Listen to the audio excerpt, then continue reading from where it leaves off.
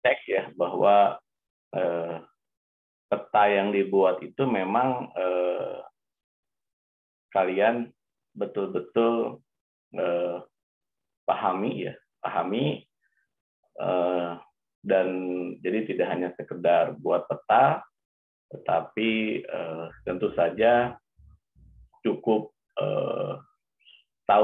cukup tahu dan saya akan coba cek ya. Nanti ada satu contoh ataupun yang sudah dikerjakan oleh satu kelompok nih, saya sudah ambil dari tugas yang kalian buat yang diminta oleh Bu Harnani ya. Ini akan saya coba cek, akan kita diskusikan.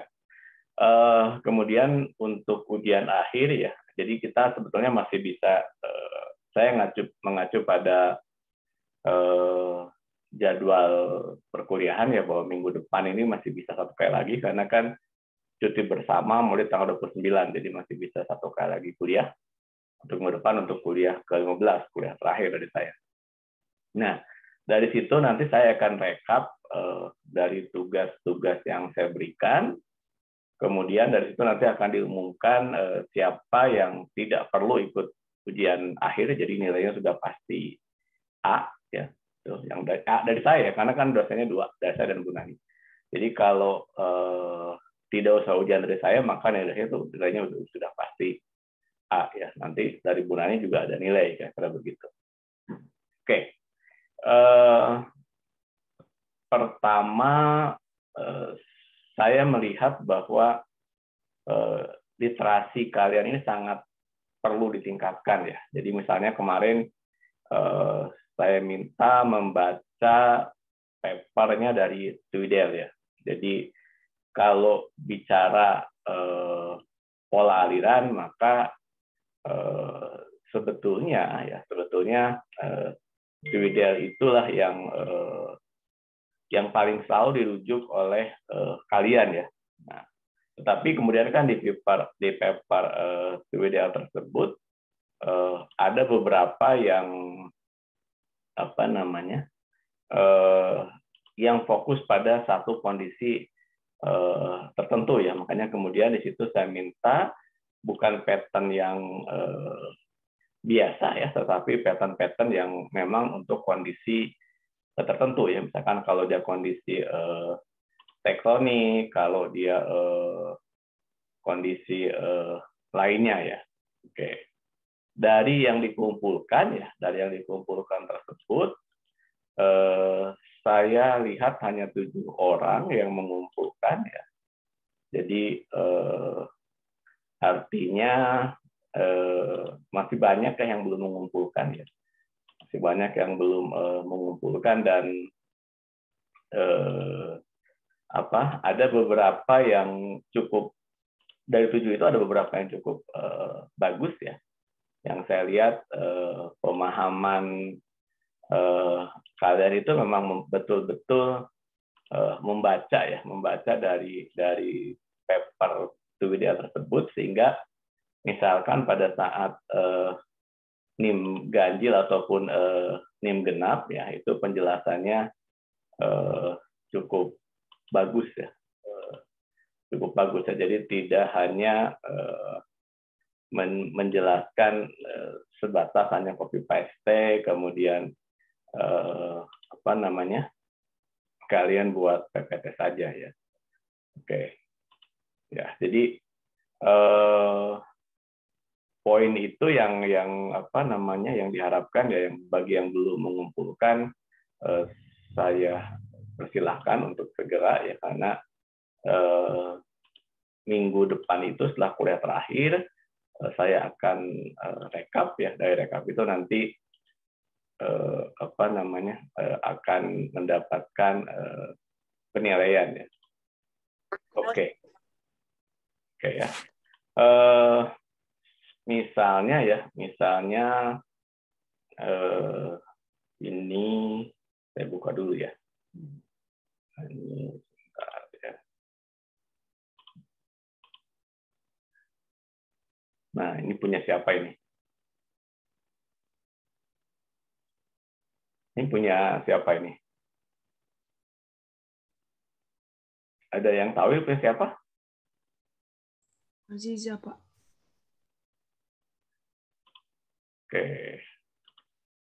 Mana yang punyanya mana? Hadir, Pak. Oke. Oke. Ini punya Azizah ya, ada namanya di atas. Oke. Nah, kalau coba bisa memberikan penjelasan misalkan tentang ini, apa yang Azizah baca dari Twitter tadi ini. Azizah ini yang mana? Yang NIM ganjil atau NIM genap? Genap, Pak. Genap. Jadi membahas tentang River pattern. River pattern, Pak. River pattern. Ya, memang semuanya kan river pattern ya. Tapi di situ kan dibagi ke dalam dua ya. Ada yang sebentar, saya buka dulu.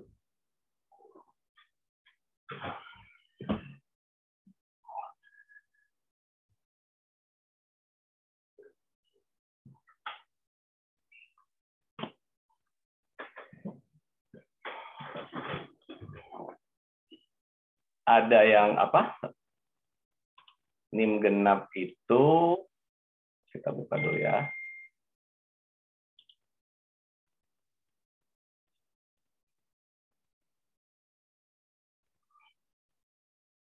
Oke. River pattern sama berarti yang river pattern ya. Oke. Nah, mana punya dia tadi? Oke. Coba misalkan ini pada slide ini ya. Apa yang akan Azizah terangkan?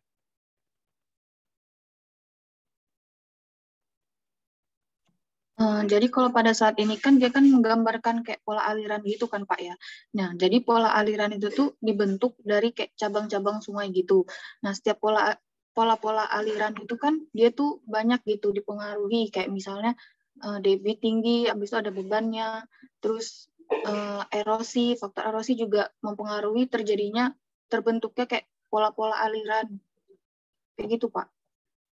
Oke. Kalau dari gambar ini menunjukkan pola aliran apa?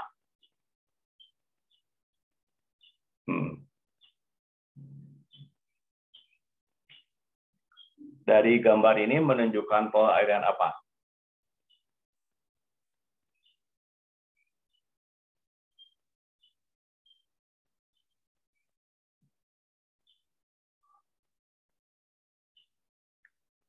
Ayo, apa? Ada yang bisa bantu? Yang NIM genap kan juga banyak ya. Yang NIM genap yang lainnya bisa membantu menambahkan jawaban dari ya. Izin, Pak. Ya. Kalau menurut saya itu lebih ke sungai berkelok, Pak. Meander gitu, Pak. Tapi di bagian sisi lainnya itu kayak dia lebih kayak sungai Teranyam mungkin, Pak. Di bagian sisi lain, pinggir-pinggir sini, Pak. Oke, ya. Ya, yang itu yang Daided River ya. Oke. Oke ya. Jadi kenapa saya meminta membaca itu, nanti kita coba buka lagi kembali ke ini. Nah, kalau yang ini apa?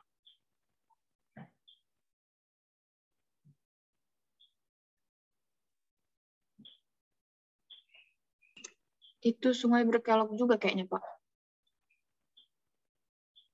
Ini sungai berkelok juga. Oke.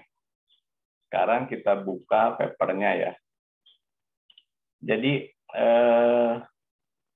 saya melihat kalian itu masih kurang semangat ya, ataupun kurang banyak membaca rujukan ya. Jadi paper itu kan nanti pada saat di pemetaan geologi itu selalu mengacu pada menurut Tweedale itu selalu begitu.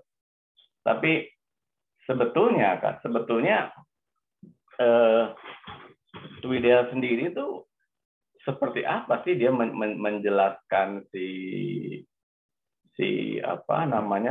gambaran tadi itu kan sebetulnya itu yang kemudian ya akan karena biasanya gini, ada beberapa kesalahan ketika membuat peta pola aliran ya. Nah, namanya apa, gambarnya apa, kira-kira itu. Nah, ini kan juga sesuatu yang menurut saya itu harus dibaca dulu ya. Jadi kenapa saya minta kalian untuk betul-betul membaca paper aslinya ya, karena kebanyakan ya biasanya itu dari siapa? Dari kakak tingkat. Kakak tingkat menggunakan itu, kemudian kamu juga hanya mengambil saja dan kemudian tidak merujuk pada paper aslinya itu sendiri gitu. Jadi bahkan ketika saya tanya, paper aslinya sendiri belum pernah dilihat ya, belum pernah dibaca. Nah, paper si Tweedale tadi itu kemudian kan banyak dirujuk ya oleh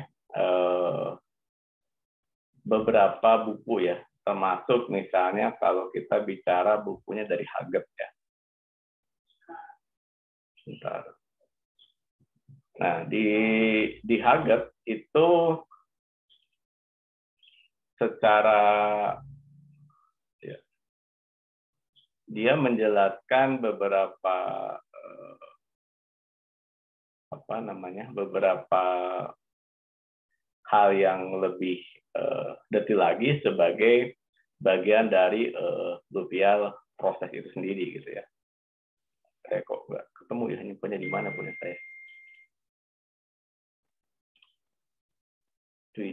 Tweedale itu tahun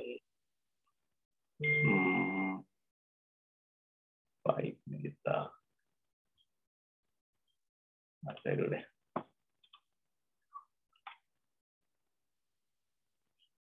Oh, di 2004.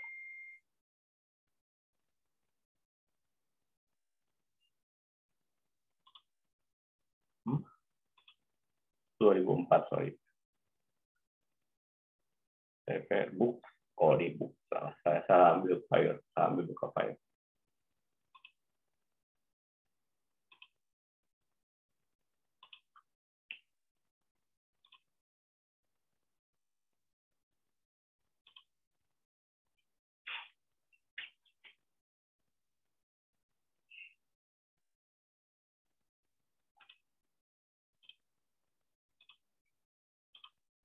Oke.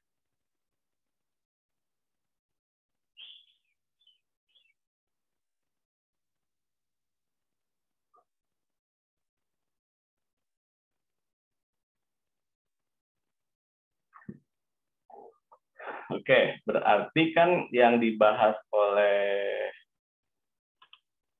Aziza ini kan part di sininya ya.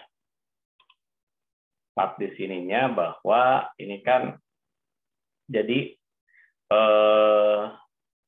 kalau kalian baca paper itu, saya harapkan memang kamu ini baca dari pertama apa sih definisi dari river pattern ini sendiri. Apa sih definisi dari pola pengaliran sungai ya? Oke, itu yang pertama ya. Jadi di definisi yang pertama itu kalau kamu baca ya, itu apa? Ya. Ada yang bisa menjawab itu nggak? Kalian kan hanya lihat gambar ini, terus kemudian gambar ini kan, terus kemudian ini, terus kemudian part ini ya, terus sentripetal, terus kemudian sentrifugal, distributory, stride ya, di part ini sebetulnya menjelaskan tanda-tanda dari tanda-tanda yang digunakan untuk klasifikasinya ya. Jadi tidak hanya seperti tadi, jadi kembali kepada karena kalian baca dengan baik, kemudian dibuat rujukan ya, dibaca teori menyebutkan apa, kemudian dari situ lahirlah beberapa pola aliran ya, misalkan pola aliran B, pola aliran C, pola aliran D. Oke, nah poin-poin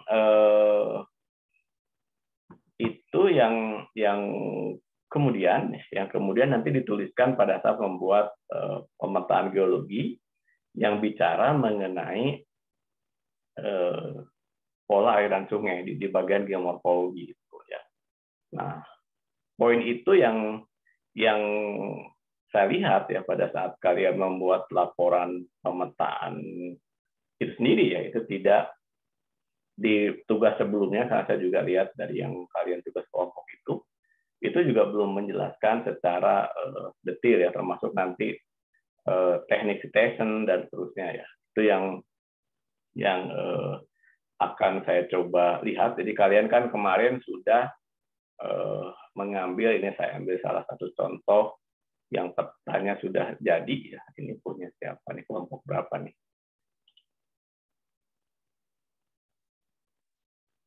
Ini kelompok 14. Oke. Ini kelompok 12 nih. Ini punya siapa ini?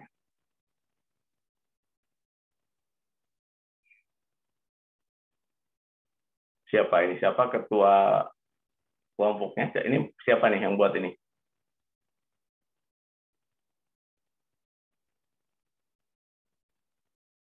Randy bukan? Bukan, Pak, bukan kelompok aku. Ya, jadi kelompok siapa ini?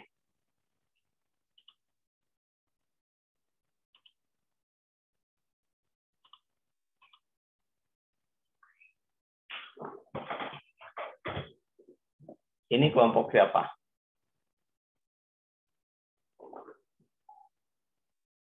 So, ini nggak ada yang mau ngaku ya, nih. Tugas aja nggak ada yang mau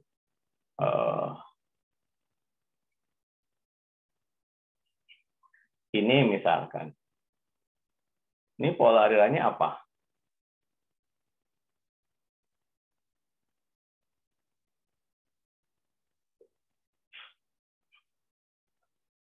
Ini punya siapa ini?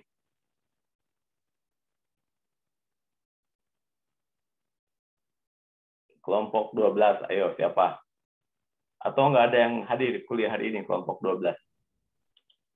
Kayaknya nggak ada yang hadir, Pak. Kelompok 12 ini kita bisa lihat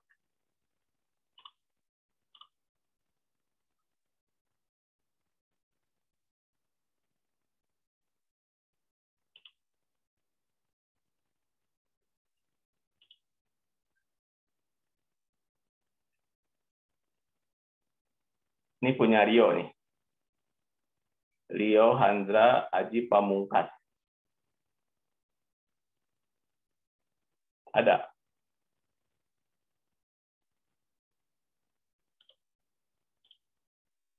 Nggak ada, Pak. Oke. Akhirnya saya paham kenapa Prof. Edi marah sama angkatan 2020 ini. Ya. Ini ditanya gini aja nggak ada yang mau jawab ya. Oke. Wajar lah kalau kalian memang masih belum serius ya. Termasuk juga kemarin saya di info untuk persiapkan karang sambung kan. Atau kalian mau ini nanti online aja kayak 2019 ya, nggak usah ke lapangan gitu. Enggak, Pak, offline, Pak. Nah itu kemarin Pak Yogi juga diskusi dengan kita ya, sudah dibuat kelompok, masih belum katanya ya. persiapan untuk karang sambung. Karena karang sambung itu kan kita harus pesan tempat dan seterusnya gitu. Tapi kalian kayaknya masih belum juga siap untuk itunya ya.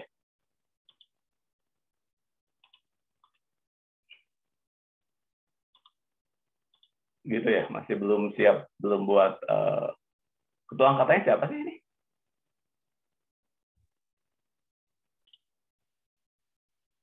Gambar ini diambil dari internet. Nah, terus pertanyaannya punya siapa?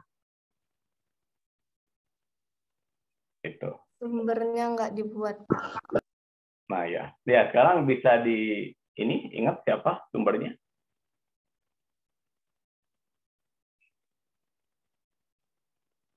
Kalau nggak salah kemarin dari akademia.edu, Pak. Akademia itu webnya, ya. Tapi tentu ada penulisnya kan? Oke.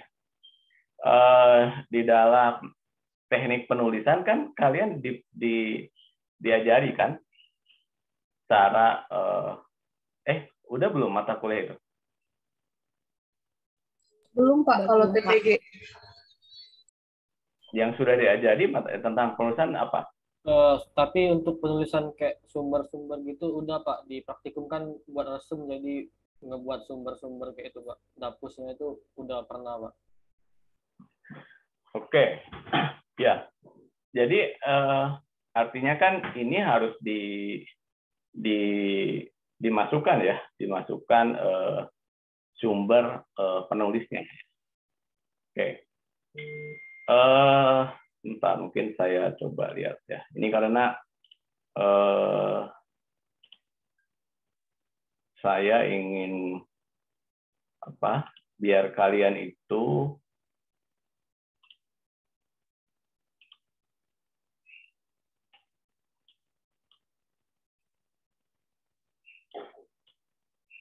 ya.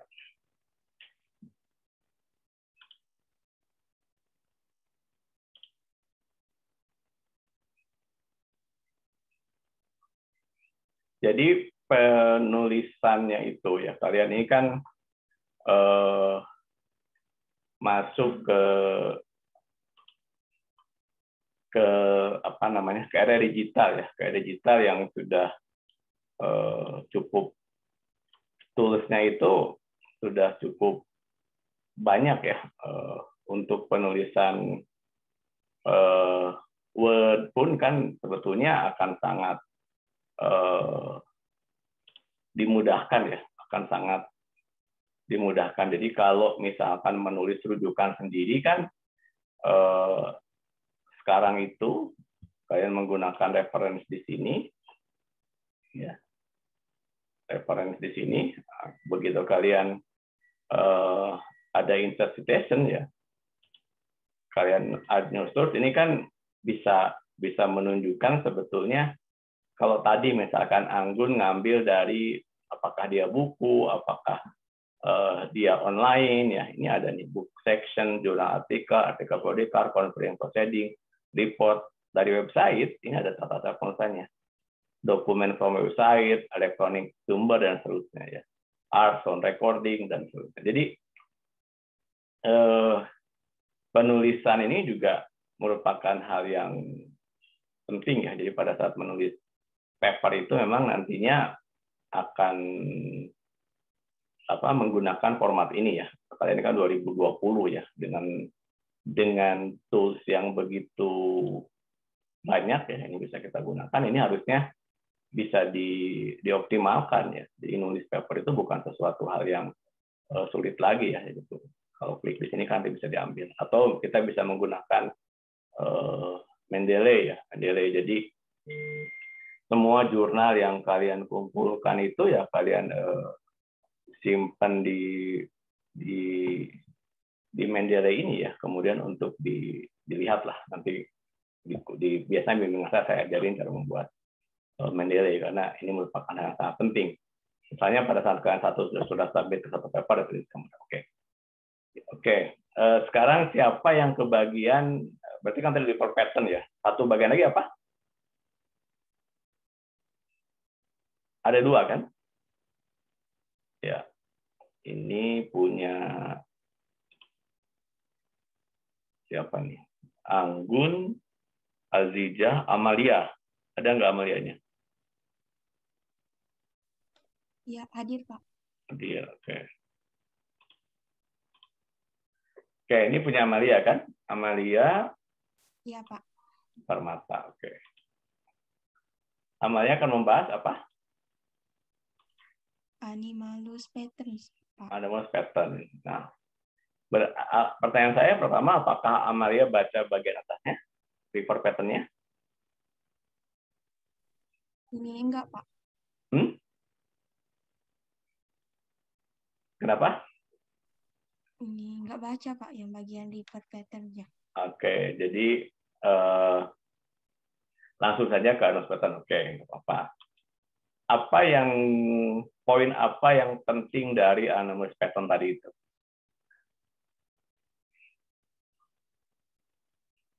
Ini misalnya ya.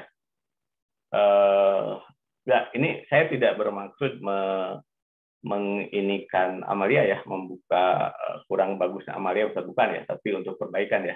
Jadi mohon diterima sebagai proses upaya perbaikan ya ke depan ya. Jadi bukan Amalia ini jelek banget, enggak, bukan betul tadi Anggun atau tadi siapa Azizah, tidak ya. Tapi ini untuk merupakan pembelajaran bersama, dan bisa sampaikan tadi yang sudah melakukan ini permintaan perbaikannya diperbaiki ya, kemudian diupload ulang. Nanti saya lihat kalau itu sudah memenuhi, maka Amalia, Anggun, Azizah bisa jadi terus saya ikut ujian akhir dari saya karena sudah mendapatkan cukup nilai gitu ya. Oke, kira-kira itu. Oke. Pertama mungkin dari cara menerjemahkan ya, cara menerjemahkan tadi itu. Misalnya saja penyebab pembajakan sungai, nah, kan? Kok sungai bisa dibajak gitu loh, Amal ya. Gitu ya. Nah ini kan saya tahu kebiasaan kalian itu ambil copy dari papernya, tempel ke Google Translate gitu kan, Amal tahu sih. Terus kemudian pindahkan ke sini kan. Nah itu bukan sesuatu yang baik ya. Itu bukan, karena kalau kita baca sekarang sebetulnya dari paragraf ini sih Amal ini kamu bisa dipanggil apa? Panggilannya apa? Soalnya Amal ada aneh juga ya, Lia. Amel, Pak. Amel ya, meskipun namanya Amalia ya, panggilannya Amel. Nggak penting banget ya. Oke. Ya. Coba kalau baca, Bishop telah menanyakan kemanjuran erosi. Ini kan bahasa yang jadinya kita sendiri jadi lucu gitu ya bacanya. Padahal ini kan bukan acara stand up komedi ya. Ini adalah suatu paparan ilmiah gitu ya. Nah, oke. Ini maksudnya kalau saya tanya part ini ya, ini kan sebetulnya faktor yang mempengaruhi pola drainase, anomali, terus saya juga nggak ngerti ya. Jadi anomalous pattern itu artinya pola-pola yang berbeda dengan pola-pola yang di atasnya. Kan itu. Pola ini berbeda dengan pola di atasnya. Pertanyaannya kan kenapa dia berbeda? Nah itu. Gitu ya. Kenapa dia berbeda? Nah, kemudian di situ dijelaskan oleh Twitter misalkan ya, menjelaskan bahwa dari yang ditulis oleh Bishop, ini kan Bishop, nah, ini sebetulnya apa sih? Kalau saya tanya Amel yang menjelaskan, tektonik ini apa sih maksudnya gitu kan?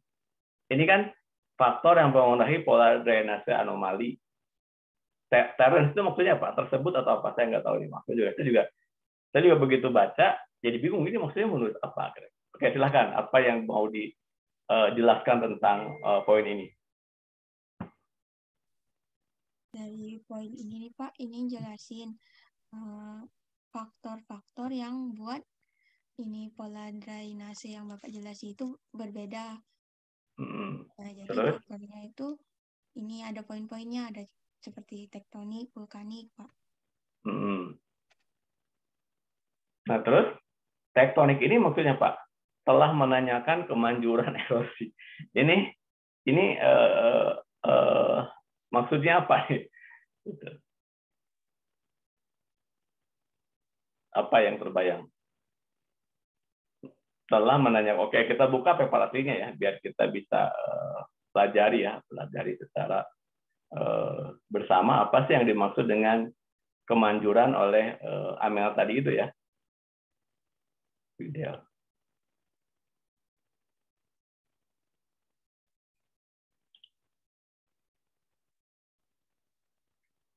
Sebentar. Kok lupa saya. Oke.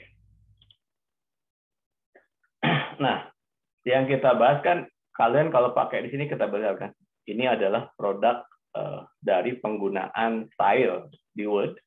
Jadi kalau saya mau baca kan kalian tidak mungkin baca, malas juga baca semua partnya itu ya.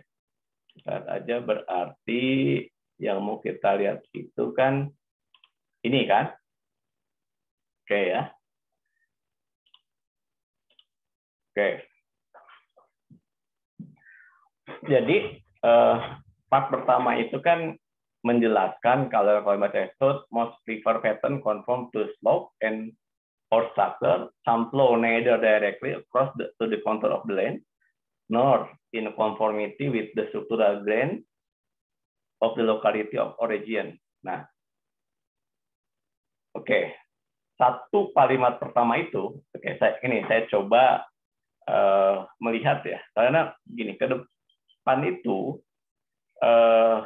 dengan kemajuan yang cukup banyak, saya sampaikan bahwa kalian juga bisa mengambil paper dari Science Direct yang begitu banyak, dan sebetulnya PSTG itu dengan sedikitnya dosen untuk mengejar target-target itu idealnya itu kita submit ataupun publish di international conference ya, ataupun utamanya di Scopus ya, meskipun pertentangan lah Scopus itu, tapi bagi saya tidak usah diperdebatkan tentang penilaian tersebut, tapi yang penting kita memiliki publikasi. Jadi istilah itu publish or perish. Oke, dari part pertama ini ya. Oke. Siapa yang ingin mencoba satu aja nih. Oke. Part itu ya, dari paragraf pertama, apa poin dari paragraf pertama? Ini saya harus sampai di sini karena apa? Karena saya lihat ya tugas-tugas sebelumnya kalian itu tadi copy paste, tidak memahami konten dari yang dibaca ya, sebatas copy paste aja, gitu. copy paste. Oke. Selain Amel, siapa yang juga dapat? Randy belum buat tugas kan, Ren? Belum upload kan? Yang minggu ini kan, Pak? Iya, udah lewat. Ini Randy kayaknya cowok paling ganteng ya. Yang lain nggak ada cowok lagi, ada Faris sendiri. Yang lain cewek semua ini. Udah kumpul, Pak, di e-learning. Tugas yang minggu ini tadi sudah, Pak, yang Twiddle ya.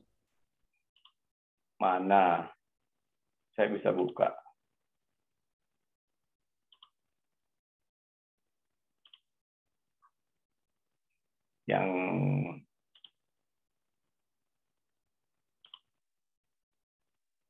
Yang PPT atau yang ini yang sudah kamu kumpul?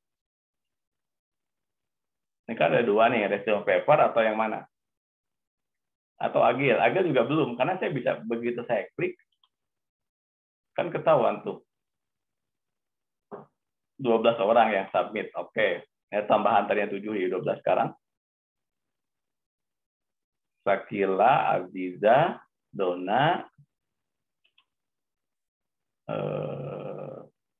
Anggun, Tridia Puspita, Amalia yang barusan kita bahas, Rizky, tadi Amalia yang satu lagi ya, kalau tadi Amalia bedanya.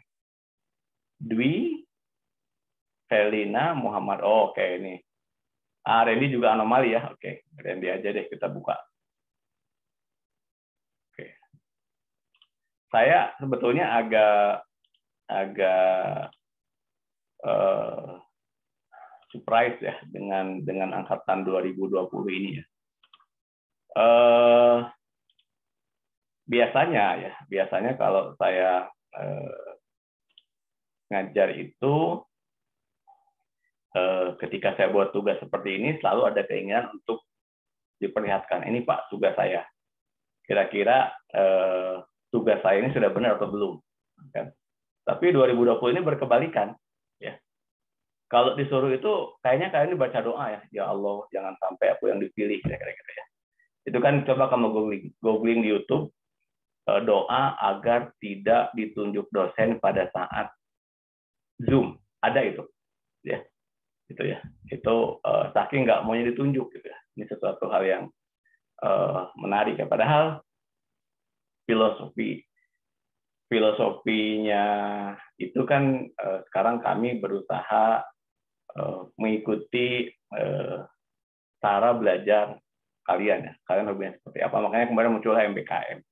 MBKM itu kan kalian ini ingin selalu merasa bebas melakukan sesuatu ya.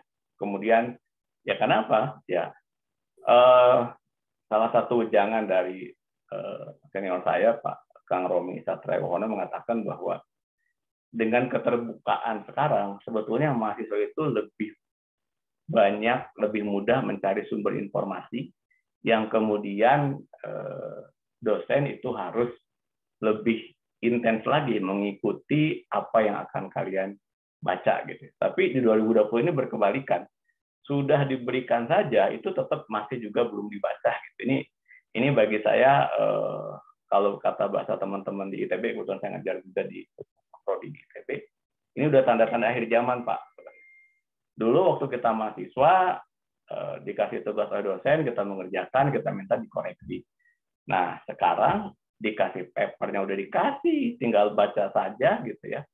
Saking kalian jauh lebih sibuk dari dosen, cuman copy paste kemudian tempel di situ. Ini yang terjadi. Jadi saya nggak tahu kalau kalian tidak berubah maka seperti nasihat Ali bin Abi Thalib, saya baru ingat saya buku pertama, bahwa kalau kalian malas dengan hal seperti ini maka bersiaplah betapa beratnya nanti ketika kalian lulus ya.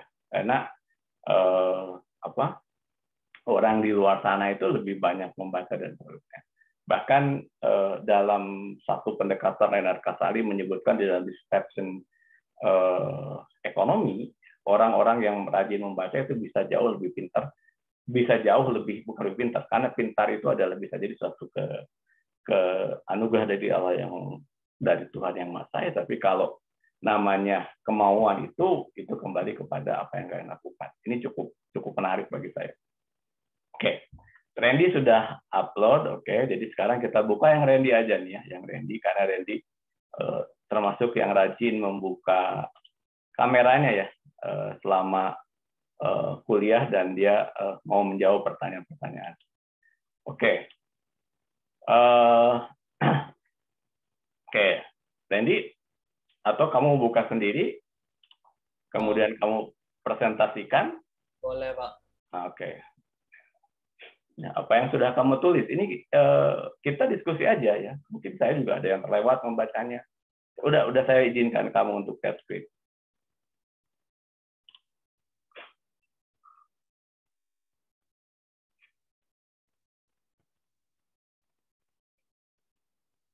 Oke. Ya, coba jelaskan. Baiklah, sebelumnya Assalamualaikum warahmatullahi wabarakatuh. Perkenalkan, nama saya Muhammad Rendiansa. Jadi untuk PPT ini saya berkesempatan untuk membahas tentang anomaly pattern atau pola anomali. Jadi untuk pola anomali pada paper tujuan sendiri itu dibagi menjadi 5. Yang pertama itu dispersion, antecedence, terus ada superimposition, terus inheritance, dan stream precedent atau file inversion. Langsung ke pembahasan yang pertama itu pendahuluan terlebih dahulu. Apa itu pola anomali? Pola anomali itu tuh merupakan bagian besar pola sungai sesuai dengan kemiringan atau struktur beberapa aliran tidak langsung melintasi kontur tanah atau sesuai dengan butir struktural suatu lokasi atau wilayah. Jadi pola anomali ini dipengaruhi oleh kemiringan lahan sama struktur yang berada di lahan tersebut.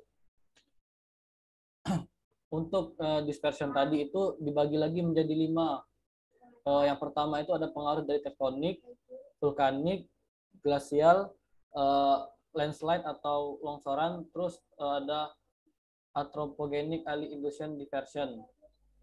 Untuk tektonik sendiri itu pengaruh tektonik itu sangat berpengaruh dalam pembentukan pola anomali di beberapa daerah, terkhusus aliran yang sudah ada sebelumnya, yang mana itu akan dialihkan oleh patahan atau warping, di mana pola aliran sebelumnya itu apabila terkena suatu struktur akan mengalami perubahan gitu. Terus itu ada pengaruh dari aktivitas vulkanik, yang mana aktivitas vulkanik ini juga sangat berpengaruh dalam pembentukan pola anomali, seperti aliran lava yang membanjiri landscape atau bentang lahan yang sudah ada sebelumnya, termasuk itu sistem drainase. Selanjutnya itu ada glasial, di mana untuk glasial ini sendiri bisa berbentuk regional maupun lokal. Untuk glacier ini dia itu hampir mirip seperti tanah longsoran, di mana itu puing-puing dari glasial ini berpengaruh terhadap bentuk aliran sungai tersebut. Selanjutnya itu ada landslide and another mass, atau longsoran dan berbagai macam bentuk pergerakan. Longsoran ini dapat berupa tanah longsor seperti kata saya tadi, ataupun bentuk lahan yang bergerak, ataupun bentuk lahar yang bergerak gitu. Dalam beberapa kasus itu tanah longsor dan lahar yang mengalir itu dapat menutupi atau memblokir saluran atau lembah-lembah sungai, yang mana itu nantinya itu sungai-sungai tersebut tuh tertutup oleh tanah longsor atau tertimbun. Selanjutnya itu ada anthropogenical illusion dispersion, di mana ini merupakan pengaruh dari aktivitas manusia. Seperti yang kita ketahui dari 4 buah pengaruh sebelumnya itu merupakan pengaruh alami gitu, dari baik itu secara tektonik maupun vulkanik, serta berbagai macam pengaruh alaminya. Sedangkan yang untuk terakhir ini merupakan pengaruh dari aktivitas manusia, yang mana itu seperti adanya pembangunan di suatu daerah atau di sungai, seperti pembangunan jembatan maupun jalan, yang mana dari pembangunan tersebut tuh itu tuh nantinya akan menghalangi atau mengganggu dari pola aliran tersebut. Lanjut untuk pengaruh yang kedua itu ada ascendance, di mana sungai itu telah mempertahankan air sungai melalui luas tanah yang naik. Ini hampir mirip seperti yang kedua tadi, di mana itu tuh adanya aktivitas tektonik gitu, serta adanya pengaruh dari bentuk struktur yang mempengaruhi pola aliran tersebut. Selanjutnya itu ada superimposition, di mana ini merupakan pengaruh dari pola drainase sungai tersebut, yang mana pola drainase ini mempengaruhi untuk seperti volume air, yang mana semakin naiknya volume air itu mempengaruhi erosi sungai pada bagian bawah maupun struktur kontras.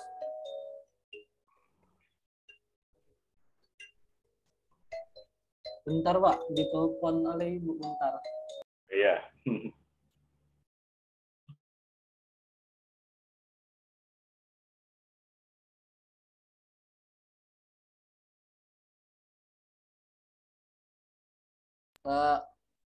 Baiklah Pak, lanjut. Selanjutnya itu ada inheritance, yang mana ini hampir mirip seperti yang sebelumnya tadi.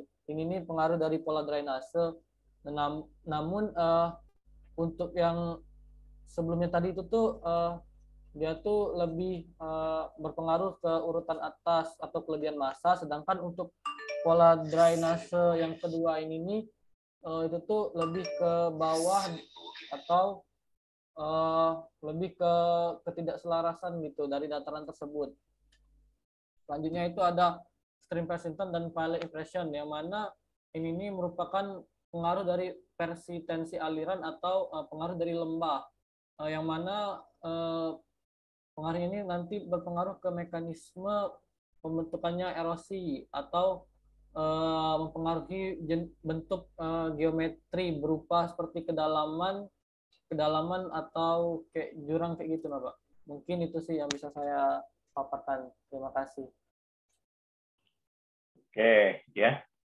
Terima kasih Randy. Jadi tadi ada masih beberapa yang nanti diperbaiki ya. Kayak maksud kamu tuh kan khusus ya. Tertulisnya kursus kan, coba lihat tadi ya. Kursus itu kan les ya. Khusus spesifik kan beda. Itu typo-nya juga coba ya. Jadi pada saat membuat PPT ini typo ya. Kemudian kan di sana juga ada gambar ya. Jadi ketika misalkan kita ingin membandingkan antara inherent dengan antecedent, antecedent itu kan berbeda ya, ada proses pembalikan ya. Nah, jadi coba ke atas. Yang 5 faktor tersebut itu sebetulnya kalau kita baca yang tektonik, vulkanik itu ada kontrolnya. Jadi bukan hanya untuk yang di person ya, tetapi untuk kesemuanya. Coba tadi yang dibaca ulang ya. Coba yang dibaca ulang di situ menjelaskan si tektonik itu kan akibat dari tektonik ada anomali, akibat dari vulkanik juga ada anomali. Makanya tadi saya kenapa yang mengambil contoh yang peta geomorfologinya itu yang di Sindoro ya. Mana ada nggak? Mana datang belum? Nah, Sindoro ini kan salah satu vulkanik gitu ya.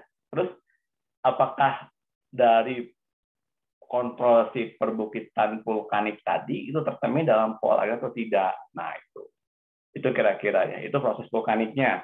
Nanti kalau di dalam pemetaan geologi kalian menemukan dapat coupling di daerah vulkanik, maka tentu itu akan dijelaskan seperti itu. Atau nanti kalian akan ke karang sambung. Karang sambung itu Lokulo dan seterusnya itu kan bicara pada batuan pratersier, ya. Batuan pratersier yang memang dia akan sangat dikontrol oleh proses tektonik, kira-kira itu. Nah, proses tektonik itu apakah itu tercermin di dalam si pola aliran sungai ya. Nah, itu yang perlu dilihat. Jadi kalau di Sumatera Selatan kita punya garba ya. Garba tektonik garba itu pengaruhnya ke pola ada atau tidak. Jadi pada saat kalian melakukan pemetaan di situ, bukti-bukti kondisi pola aliran sungai itu sudah memberikan gambaran kondisi di bawah permukaannya. Oke. Minggu depan saya akan bahas secara spesifik satu chapter dari bukunya Haggett, nanti akan saya upload duluan. Di kelas dulu, Randy. Ya.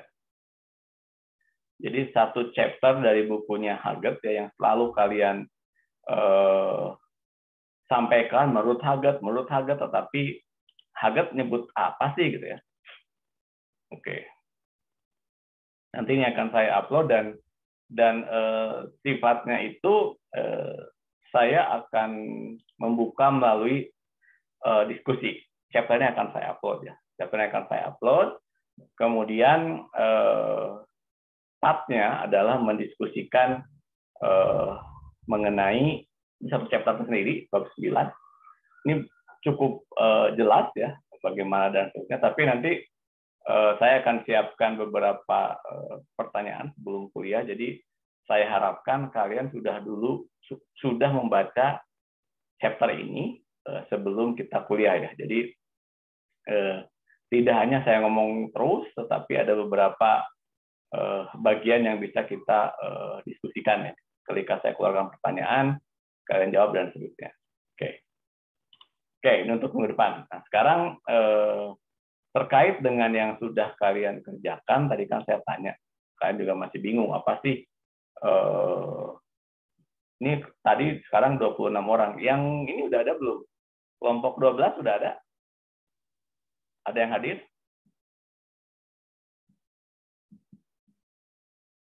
Belum. Atau Randy, jangan Randy lagi, Randy udah sekali ya, tapi yang lain. Yang lain siapa yang mau Siapa yang dapat refer pattern, kemudian cukup confident untuk menjelaskan? PPT-nya juga sudah diupload. Ada nggak?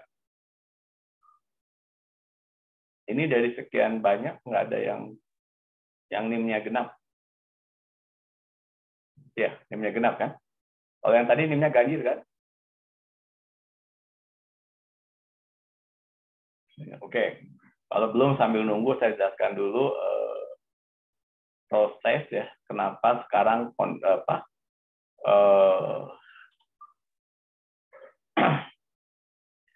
saya jelaskan bagaimana citra satelit yang kita dapatkan sekarang itu begitu bagus ya. Jadi nanti ada Sentinel, ada cukup banyak lah, ada DINSAR, ada INSAR dan seterusnya yang saya sampaikan tadi. Jadi pada saat menggunakan data dari citra satelit itu ya, karena saya tanya tadi untuk yang menjelaskan kalian kan, saya mau tanya misalkan pada saat kalian mengambil peta tadi ya, yang dihasilkan dalam hasil peta itu sumber datanya dari mana ya.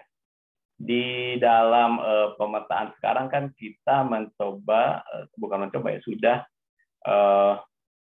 meminta kalian mencantumkan ya, sumber petanya kan ya, sumber petanya. Dan oke, jadi di sini ya, nih ya, oke ya, meskipun ini sekarang bukan untuk kelompok inilah, tapi kalian kan semua mencantumkan ini kan ya, betul? Oke, pertanyaannya itu apa artinya? Proyeksi, transverse Mercator, datum, world geodesic system, sistem grid universal, zona UTM, satuan tinggi meter, selang kontur harus meter. Ada yang bisa menjelaskan apa artinya?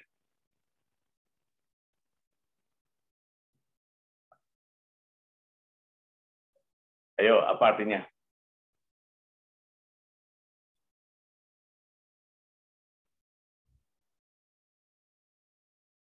Masih belum?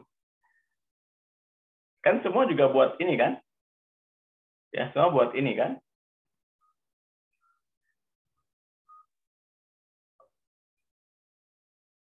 Seperti ini kan? Ini lembar peta dari mana sih nomornya? Izin jawab, Pak. Oh, ini Rio. Oke, Rio. Iya, Rio.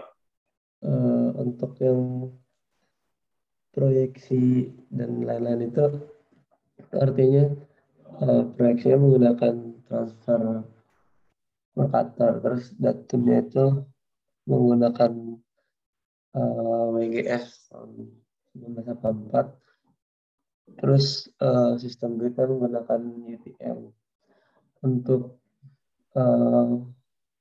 zona UTM 49S itu artinya daerah yang kita buat ini termasuk ke dalam zona UTM 49S di pembagian zona Indonesianya. Terus satuan tingginya itu meter. Terus selang antar konturnya itu 100 meter. Kalau lembar petanya itu Pak dari kode DEMAS yang kita download. Dari mana? Dari kode lembar DEMAS yang kita download, Pak. Nah, yaitu penerbitnya siapa?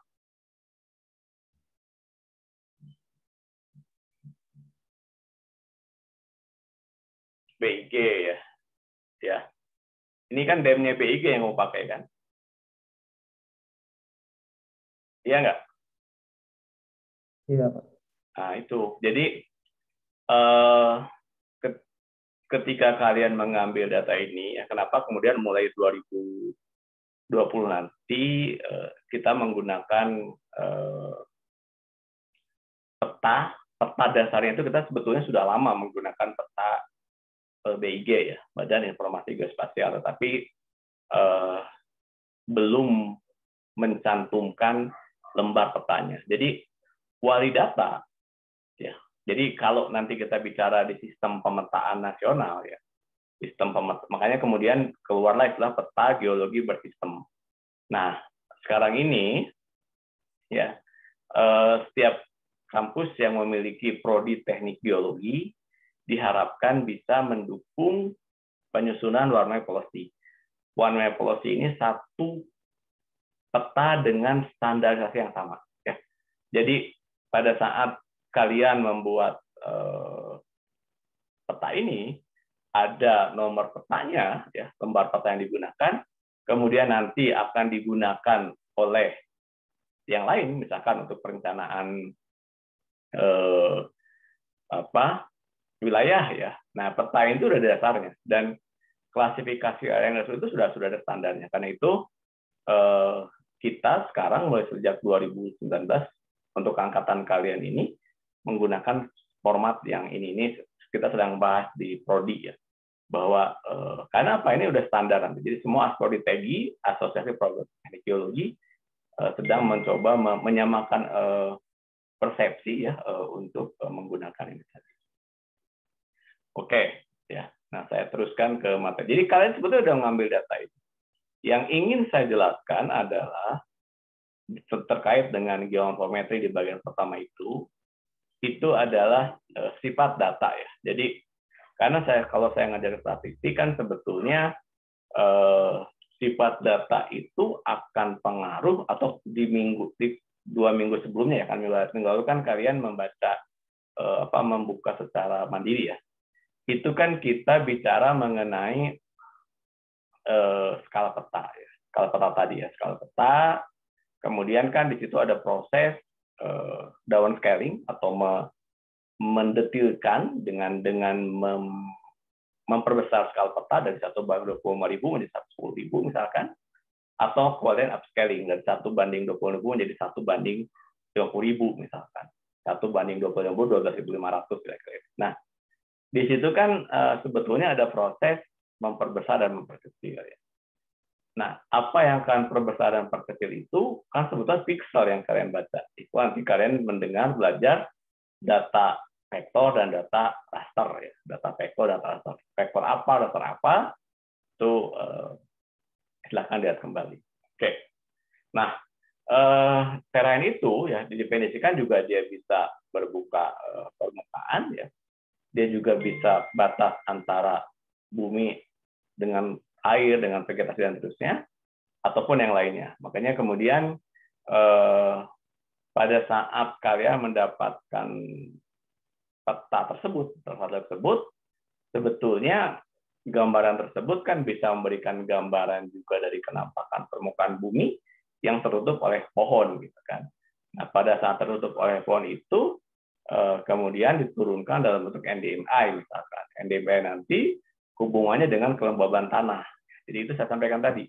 Dengan pendekatan citra satelit band 4, band 5, ataupun band 6, kita filtering lagi, maka kita bisa mengestimasi kadar air dalam tanah dari citra satelit.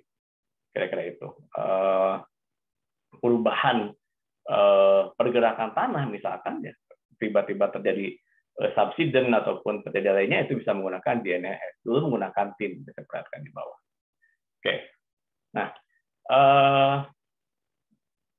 ya, jadi pada saat kalian kan menggunakan saja ambil peta dan ini saya menjelaskan teori yang kalian pahami, ini orang-orang geodetik yang lebih banyak berdasarkan itu. Jadi kalian kan menarik data ya, kemudian dapatlah data permukaan, kemudian dapatlah data Z itu tinggi. Untuk menentukan tinggi ini memberikan dua contoh ya. Jadi pada saat garis merah ini ya dari citra satelit, kemudian kalian tarik ya, kalian kan suka bawa penampang, kalian tarik ya, lalu dengan aktif itu kalian klik aja kan, dapatlah profil kan gitu ya, itu kan Tio ya. Nah, pertanyaan itu kan sebetulnya ya di dalam software artis yang kalian gunakan itu ada persamaan matematik. Ada persamaan matematik, ini saya contohkan dua persamaan ya, saya tidak akan bahas lebih detailnya. Yang pertama itu Z itu sebagai fungsi dari arah Z itu ketinggiannya. Ya. Oke, di situ maka kita akan mendapatkan bentuk permukaan yang itu adalah seperti ini. Ya, kalau kita tarik garis merah. Tapi kalau kita turunkan di tingkat kedua, ini ada pendekatan matematiknya, maka kita mendapatkan garis yang di bawah. Oke. Nah, ini sendiri, jadi poin saya adalah pada saat kalian membuat nanti ya, membuat peta kemiringan misalkan ya. Kalian kan buat peta kemiringan lereng kan? Ya, kalian membuat peta kemiringan lereng. Pada saat kalian membuat peta kemiringan lereng, itu ada pendekatan yang dilakukan. Kenapa dia slope-nya curam, kenapa dia datar dan seterusnya ya. Nah, poin itu yang kemudian akan berpengaruh terhadap hasil yang kalian lakukan. Yang pertama. Yang kedua, kalian menggunakan elevasi, ya kan? Di peta itu kan menggunakan elevasi. Dari sini kita bisa lihat, ini bedanya berapa? Bedanya 2 meter kan? 3 meter, 49 sama 52 kan? Nah, kalau kita menggunakan pendekatan Widiat-Atmanti, itu tidak akan tercapture, kira-kira gitu. Jadi, ya kalian kan kemarin pada saat membuat peta kelas lereng, kalian menggunakan pendekatan Widiat-Atmanti ya. Widiat-Atmanti itu sebetulnya dia case study ya, case study. Nah, sekarang ini ya, kenapa waktu itu kita tetap gunakan dasarnya karena memang kesulitan untuk mendapatkan rujukan yang lebih komprehensif ya. Jadi kemudian tahun ini kebetulan saya diminta di tahun pertama kali saya ngajar geomorfologi, ya ini saya mencoba mengumpulkan beberapa referensi yang cukup banyak ya. Dan kita ketemu bahwa banyak sekali PAIK itu sangat detail. Membagi kelas lereng seperti kuliah saya sebelumnya membagi konkav dan konveks. Jadi harapannya kalian tidak lagi menggunakan Widiat-Atmanti pada saat nanti kalian melakukan pemetaan ya. Untuk perhatian prosesnya sama. Widiat-Atmanti menggunakan persamaan dan seterusnya, tapi klasifikasi kelas lerengnya itu gunakan yang ada di buku PAIK. Karena di buku PAIK itu sudah nanti juga keluar kondisi untuk erosi hidrodasional dan seterusnya. Selama ini kalau kita bisa hidrodasional datang ke situ lihat longsoran dan sudah kita sebut longsoran. Tadi kalau kita dengarkan penjelasan Randy ada mass movement ya. Mass movement itu kan pergerakan massa yang cepat ya. Itu bentuknya landslide. Penjelasan Randy tadi terdapat yang ketika kita bicara yang anomali pattern itu akibat dari mass movement. Makanya tadi saya tanya siapa yang baca Lipper pattern. Tapi kan nggak ada yang mau menyampaikan ya, nggak ada yang mau menyampaikan. Di Lipper pattern penyebabnya itu bukan mass movement, tapi erosi and sedimentation. Jadi dua hal ini itu akan tercermin dalam peta kalian, di dalam kondisi geomorfologi kalian ya. Jadi kalau mass movement itu produknya adalah nanti menunjukkan pola aliran yang anomali, tapi kalau bentuknya erosi dan sedimentasi itu bentuknya Lipper pattern. Dari situ, apa yang bisa kalian simpulkan adalah pola aliran, dendritik, dan seterusnya, itu polanya. Jadi pada saat kalian memasukkan adanya longsoran sebagai pola aliran denodasional perbukitan itu menjadi terpatahkan dengan statement yang satu lagi. Widiat sendiri sudah membagi bahwa produk-produk anomali itu akibat dari produk-produk mass movement. Jadi, longsoran itu, poin utamanya ada di pola anomali, bukan di pola aliran yang satu lagi. Gitu. Makanya saya meminta kalian membaca paper itu dengan hati-hati, dengan sedetail mungkin, bukan hanya copy paste, ya copy paste. Jadi tadi yang sudah saya minta perbaiki, tolong diperbaiki ya, dengan dibaca ya. Randy tadi saya sudah membaca itu, tapi bacanya masih kurang dalam ya, Randy masih ada kursus dan seterusnya. Dibaca lagi. Jadi ketika kalian buat PPT itu, tahap pertama itu adalah kalian memahami apa ada PPT kalian gitu, ya. Jangan sampai ada pembajakan di dalam PPT kalian kira-kira gitu ya. Maaf saya Pak Amal tadi maaf ya saya bukan.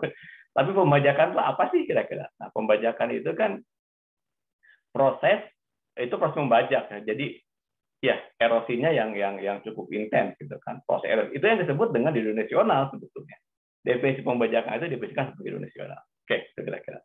Ya. Jadi penentuan garis ini sendiri itu berpengaruh pada, dan itu nanti pada saat kalian membuat peta geomorfologi tentang kelas lereng, itu ada penjelasannya. Sekarang saya lebih mengekspor metode apa yang kamu gunakan pada saat kalian menggunakan kelas lereng. Itu kan ada metodenya ya. Ya meskipun mungkin kemarin kakak kelas kalian, asisten juga belum banyak menjelaskan ya. Karena memang bukunya belum selesai, saya sedang menulis satu guidance dari, ini kan saya develop dari mata kuliah informasi. Oke, ya. Oke. Nah, ini kan yang kemudian kita dapat ya, ini PET. Ini saya ambil dari studi di dilakukan di US ya, di satu universitas, saya lupa namanya. Ini adalah yang sekarang sudah sangat jauh berkembang. Jadi kalau zaman saya dulu, ya, zaman saya kan angkatan 91. Nah, kita melihat peta DEM itu menggunakan foto udara. Produknya tuh seperti ini. Ya, representasi data point. 91 tuh pasti gambar-gambar seperti ini ya. Nah, sekarang kalian kan sudah bisa buat yang seperti ini kan. Sudah membuat pattern dan seterusnya gitu ya. Yang menjadi challenge bagi kalian itu ada memahami bentuknya. Ya. Misalkan kalian buat peta kelurusan, sekarang ada alignment density, pola kerapatan terhadap tingkat katakanlah erosivitas. Nanti saya dimensional. Jadi dengan teknologi yang ada sekarang, kemudian kalian baca rujukan, maka ketika kalian membuat definisi perbukitan terdenodasional by system ataupun basofel, kalian bisa tahu bahwa itu akibat produk erosi. Produk erosi itu membentuk lembah yang seperti apa? Bentuknya dari V, kemudian jadi apakah dia konkav, ya, yang saya sampaikan tadi. Jadi pada saat kalian membuat klasifikasi perbukitan, ya katakanlah di kuliah sebelumnya saya sudah membahas bagian menurut di dalam buku Pak Eko jelaskan, itu yang kalian gunakan. Karena dari pendekatan yang di kuliah sebelumnya itu mengarah kepada bentuk lerengnya. Berbicara erosi, itu bicara bentuk lereng. Lerengnya cembung atau cekung, kalau diingat-ingat lagi. Kalau lupa, dilihat lagi rekaman YouTube yang sebelumnya. Jadi erosi, produk dari erosi itu adalah bentuk lereng yang cekung. Kalau di tempat Anda banyak lereng yang masih cembung, maka di situ belum mengalami denodasional, belum mengalami erosi. Jadi nanti peta kalian itu tidak satu bukit gede gitu ya, enggak. Kita bisa bagi lagi. Jadi bukan seluruh bukit denodasional. Bukit mana yang misalkan satu bukit tadi ke utara dia masih cembung, artinya di situ proses erosi tidak begitu intens, tapi ketika bicara di bagian selatan itu proses cukup intens. Apa penyebabnya? Baca lagi buku Tweedale yang di river pattern tadi itu, ya, gitu kira-kira. Jadi river pattern yang muncul itu mencerminkan proses endogen dan eksogen. Itu yang coba kita bahas minggu depan ya. Tetapi saya harap kalian baca dulu ya. Jadi jangan saya baca terus saya jelaskan, kalian mendengarkan, tidak. Ini akan saya coba ramu dan menggunakan. Oke. Ini adalah dari distribution. Kemudian dari situ menghasilkan yang disebut akurasi ya. Dari akurasi tadi itu ya. Oke. Ya. Jadi tadi di petanya yang disampaikan oleh Bio menyebutkan bahwa elevasinya skalanya meter kan? Ya, Bio ya. Dan interval konturnya 100. Kan gitu kan. Nah, dengan lidar ya, dengan lidar itu bisa lebih dari lagi. Jadi akurasinya itu kita lihat ya, dari 0,15 menjadi 0,1 meter. Jadi semakin akurat lagi data tersebut. Artinya apa? Kemampuan kalian menganalisa data itu lebih advance. Karena kalian bisa memahami tadi itu, memahami oh ini bentuknya X ya, ini bentuk kalian itu lebih detail lagi. Dan proses perhitungannya pun kan dibantu dengan software yang ada di dalam ArcGIS yang kalian gunakan. Tapi poinnya jangan hanya menggunakan ArcGIS-nya, tetapi memahami bahwa saya menggunakan metode A untuk memastikan kelas lereng. Jadi di dalam report geomorfologi kalian nanti ya, itu menjelaskan metodenya. Kan kalian kemarin diminta Bu Nani membuat analisa mengenai peta geomorfologi, gitu kan? Ya kan? Ya, berbicara mengenai itu. Nah, di situ harapannya kalian menjelaskan metodenya. Jadi tidak hanya bicara gambarnya. Ingat, di kampus kita bicara metode, bukan hanya produk akhir. Proses berkembangnya ilmu karena prosesnya yang kita ikuti, bukan hanya produk akhir. Ya.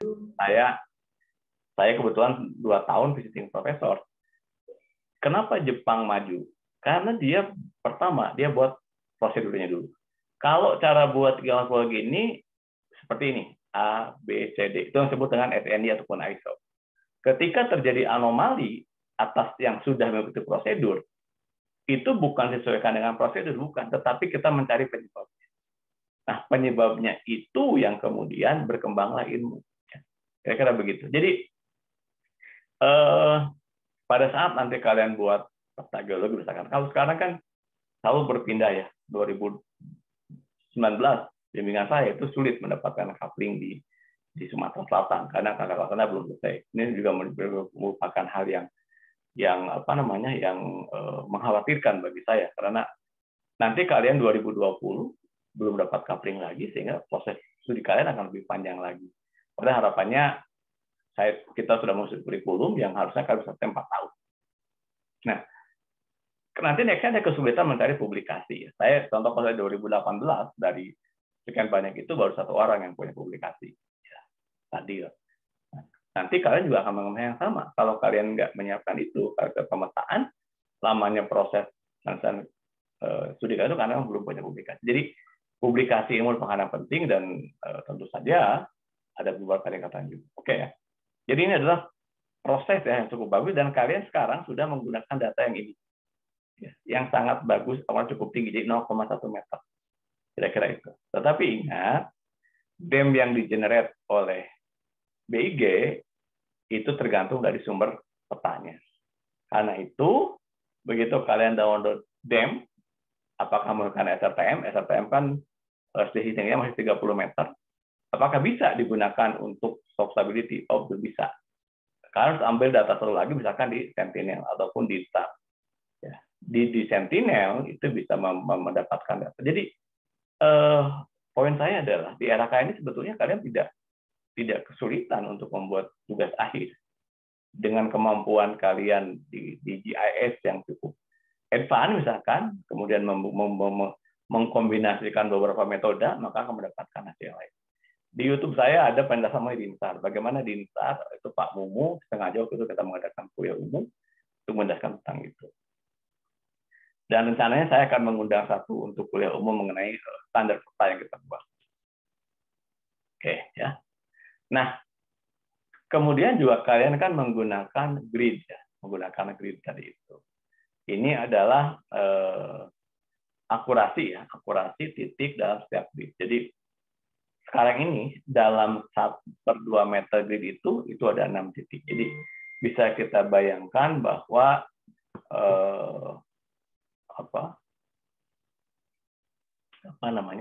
bentuk dari lidar tadi sudah 1/2 meter, jadi sampai bisa memberikan gambaran seperti ini. Contohnya kan menggunakan Google Earth, itu sudah bisa dilihat seperti itu. Nanti kalau melihat perbandingan Google Earth antara 1 tahun dengan tahun lain juga bisa dilihat. Oke. Nah, kalau kalian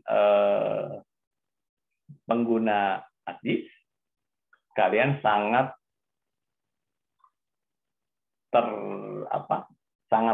sering mendengar istilah TIN ya, Triangular Irregular Network, ya kan? Nah, TIN itu apa sebetulnya? Nah, nanti ada TIN, ada GNSS sekarang. Sekarang kita lebih banyak menggunakan GNSS. Nah, apa bedanya? Nah, kira-kira poin seperti itu yang maksud saya itu bisa kalian ekspor.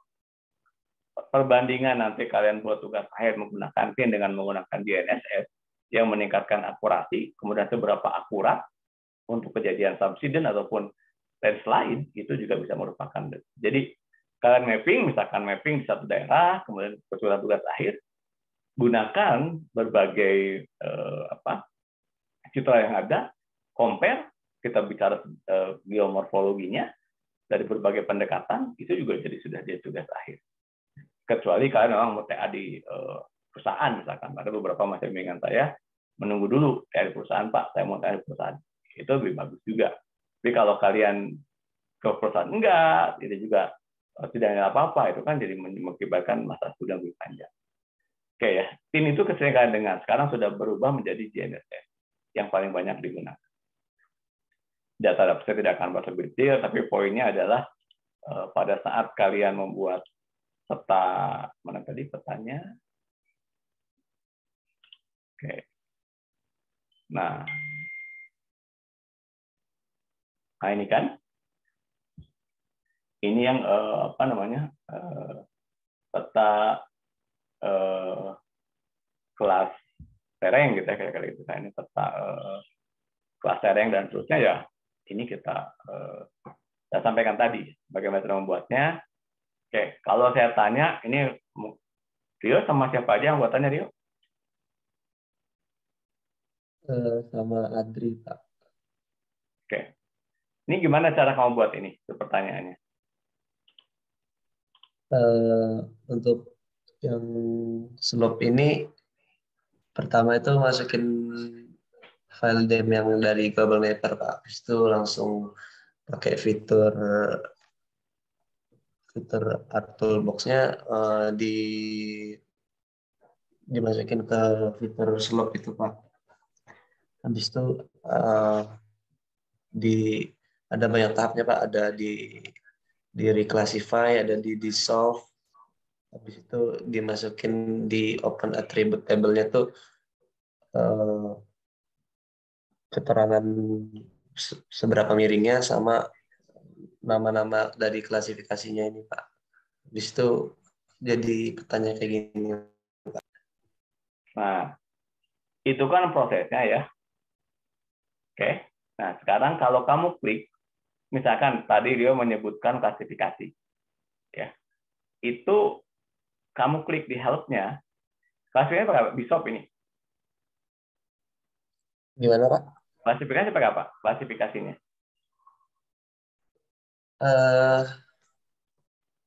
Di reclassify itu, Pak. Ya, maksudnya kamu kan harus menentukan intervalnya kan? Iya, Pak. Nah, intervalmu itu kamu gunakan ini Widyatmanti kan? Iya, Widyatmanti. Nah, kamu pernah baca paper Widyatmantinya sendiri nggak?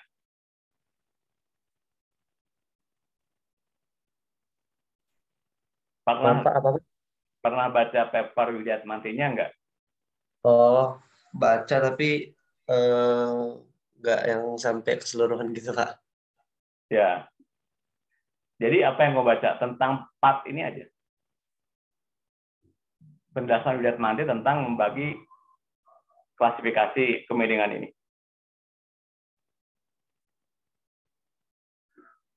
Yang kamu ingat aja.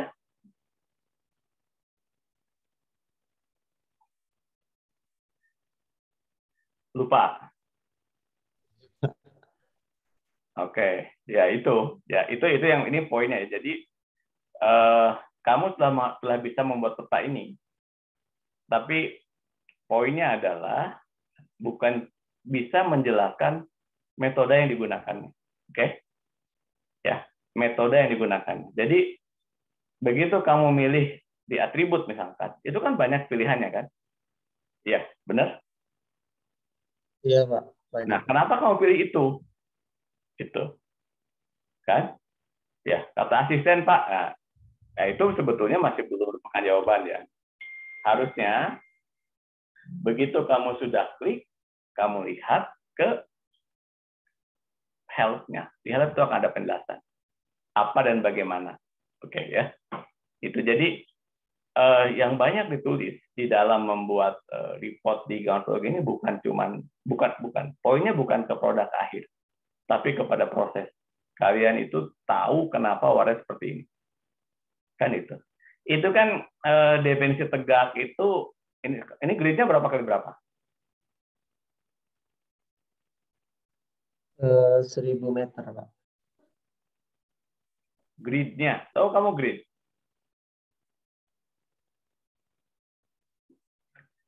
Ini kan ukuran petanya berapa kali berapa?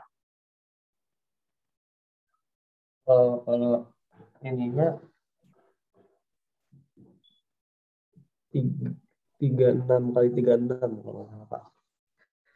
Nah itu ya.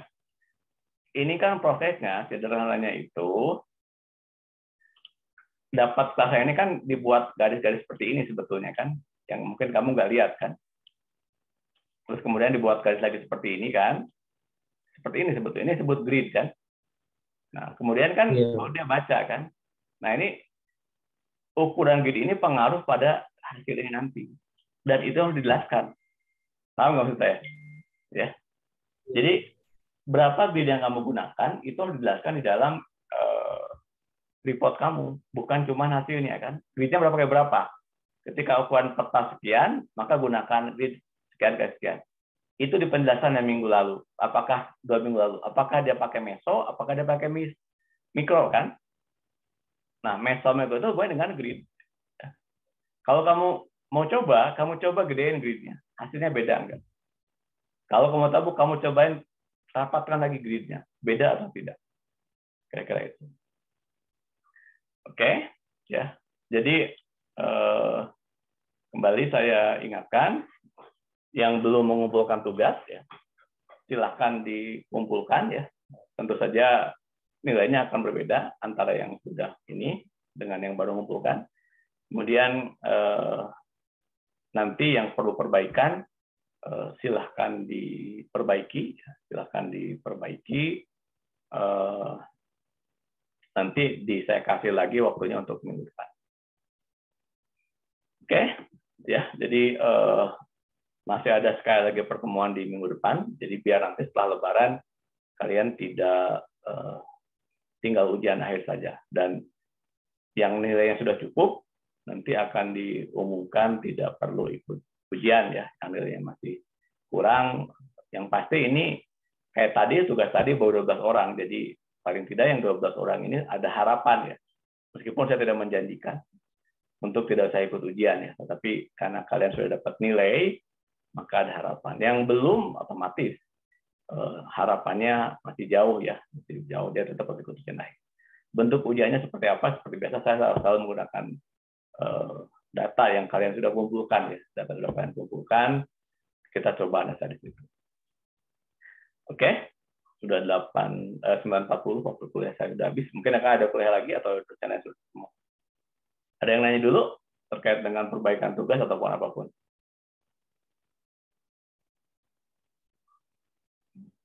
Nggak ada, oke. Oke, kalau nggak ada, demikian kuliah kita hari ini ya. Tadi beberapa masukan silakan diperbaiki, dan pesan saya ketika kalian diminta tugas membaca itu ya tolonglah dibaca ya. Gitu ya. Jadi jangan hanya sekedar salin dan tempel, tapi dipelajari benar-benar apa yang kalian tulis itu ya. Nanti begitu kalian semakin semester berikutnya bisa menggunakan ilmu yang bisa digunakan. Oke, demikian. Selamat berpuasa ya.